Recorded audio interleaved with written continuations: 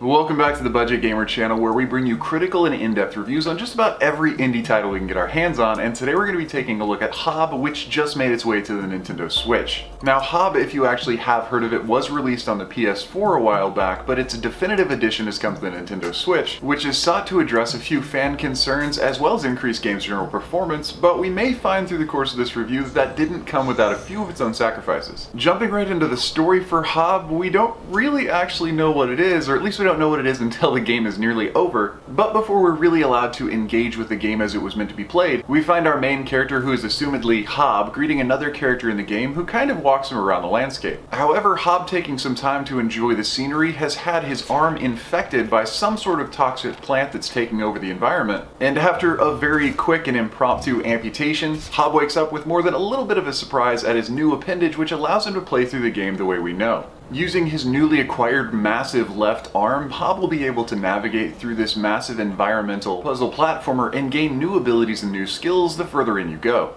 In an almost a Metroidvania sense, every single power-up that you gain for this newly acquired left arm will allow you to navigate the world more and more effectively and grant you access to new areas that were previously pretty much unattainable. However, as this is an absolutely massive puzzle platformer adventure, there's also some elements of combat, and of course the puzzling. Early in gameplay, as you discover what's to become basically the hub for your character upgrades, you'll find the hilt of a sword and be given two other pieces by your companion. And working at the forge, we can create our first new sword that can also be upgraded several times to increase its attack power, and working at what could be called, I suppose, a forge for your new appendage, you'll be able to add new combat abilities. And whether those abilities are for increasing your speed, increasing your attack power either for your sword or your gauntlet, each one of them will cost a bit of a green currency that you can earn through unlocking chests or occasionally by defeating some larger enemies. However, not all of these power-ups are immediately available for you to grind for and purchase, and some might need to be found throughout the levels in the game. So getting a good handle on the gameplay and how you feel with enemy engagement might be pretty necessary before you want to spend that really hard to find currency on your first upgrade. Otherwise, as I've mentioned and alluded to several times, this game is a massive puzzle game. And I don't just mean that it's a massive game that has lots of puzzles, I mean the entire game is essentially one giant clockwork puzzle. And it's essentially a combination of finding upgrades for your arm that allow you to access new areas, as well as manipulating the puzzle itself to raise or lower new entire environments, that the game has actually managed to stage its progression in a somewhat linear but still very open feeling way. Starting off in the typical fantasy forest environment, we'll engage with a few puzzles and some light platforming, and we've already been introduced in that first cutscene to some sort of toxin taking over the world, but as you dive deeper into the game, you'll be required to dive deeper into the bowels of the environment itself, jumping from platform to platform and pulling different levers around, as well as activating certain switches and manipulating the environment. You'll start to unveil the massive scale of the world you're playing in. And if zooming out on the game's map didn't give you a hint of exactly how expansive this world is, the occasional cutscene that seems to span out into the endless distance only to forecast another puzzle that you're about to unlock will probably give you a pretty good idea of what you're in for. By now it's probably pretty easy to tell that I really enjoyed my experience with this game, but it's not necessarily because of the stuff we've already talked about, like the combat or the platforming or even how big the world is, but more of how great of an experience it was. The music, the ambiance, the visuals are all really on point. But for someone who grew up with those early games or really loved some of the new releases like Zelda or the other open world MMORPGs, JRPGs, and what have you,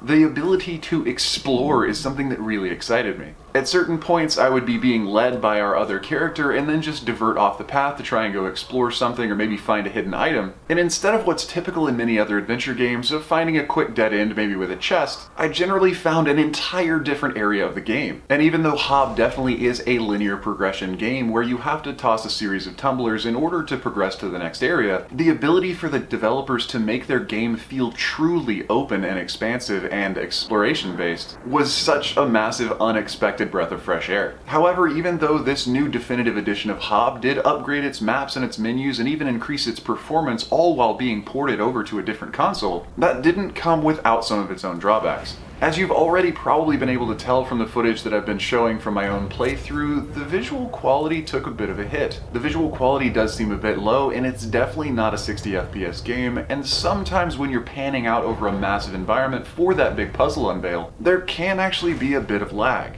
And even though I definitely love HOB's Definitive Edition on the Switch and can probably easily call it one of the best open environmental puzzle platformers on the Switch, the quality of the visuals and the lag time aren't something that's easy to dismiss, even though it is something that's easy to forgive. But even so, as the camera is still primarily fixed, there are the occasions where platforming becomes a little more difficult than necessary. But overall, even despite those facts, I'd have to say that HOB is still a really amazing game, and the fact that it's now portable is a huge sell, at least to me. So if you are a big fan of platformers, of puzzle games, or huge open world exploratory games like, I dare hesitate say, Zelda, then even if you're not ready to cough up the $20 price tag, it's definitely worth it to keep an eye on it in case it goes on sale. But that does about wrap up the review of HOB the Definitive Edition, now on the Nintendo Switch. So if you enjoyed the review or found it helpful, feel free to throw me a like or a comment to show your support, and don't forget to click that little bell icon when you subscribe to stay updated with the latest content. There are new and unique indies coming out literally every single day, so there's always going to be something new to find right here. But since I can only cover a few reviews a week, if you want to know which games might be being reviewed next, you can follow us on Twitter. And if you want to help support the channel, you can check out our swag shop or become one of our Patreons. But anyway, this has been Budget Gamer, so as always,